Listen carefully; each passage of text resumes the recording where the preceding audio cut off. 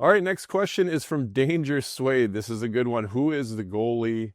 Who is the one goalie he wanted to fight the most? That's a great question.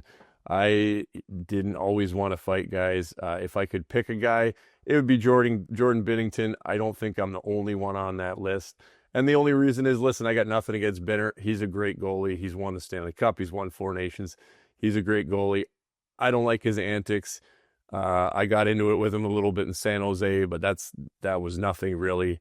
I just don't like that when he gets involved, it's always because he's playing poorly. It never seems to be genuine emotion. It just seems to be a little bit of a tantrum throwing thing because he's not playing well or things aren't going well in the games. And it always seems to be nicely timed with the referees being there. I would have loved to see the Flower get after him. And listen, I'm not saying that Binnington isn't willing to go. I just haven't seen it. And that's the thing, is I'd really like to see it with all of the antics and the getting involved and the talking. He's bumping into guys, going to the bench. He's just a lot of stuff for having 0 fights on his card. And so if you're going to act that way and act tough, I'd like to see him show once in a while, at least get in a scrap or two, or at least something that isn't just causing chaos when you're not playing well.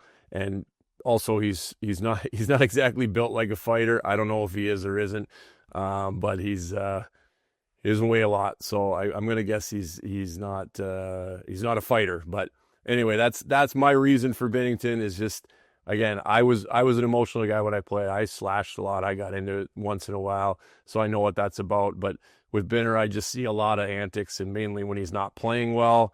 And I've never actually seen him truly get involved in a skirmish. It always seems to be a lot of talk, a lot of rat moves, a lot of pushing, bumping on the way to the bench and TV timeouts and all that kind of stuff. And which is fine, but eventually show us something. And so I'm sure I'm not the only guy on the list that Binnington would land on. I certainly hope I don't land on top of anybody's list. I don't think I would, but I'm sure Benner lands on a few guys' lists at the top as well. There's also a list of guys that I wouldn't want to fight. The late Ray Emery would have been one of them. He was a killer. I would have not wanted to square off against him. And then Robin Lehner as well. I used to always try to chum it up at the red line and in warm-ups with Lehner. We always had great conversations, a couple pad taps, make sure I was on his good side in case things went sideways in the game. He didn't skate down and want to string me out because he was a big boy. He was as big as me. He was heavier than me, stronger than me. And I know he liked to fight. He was the opposite of Benner. He was ready to go, willing to go, and enjoyed doing it. I think he trained in mixed martial arts in the off season. So that was one guy I just tried to stay buddy with before the game. So if anything went sideways, he wasn't chasing me down, although he might have been anyway. And fortunately, I didn't have to find out what would happen if that were the case.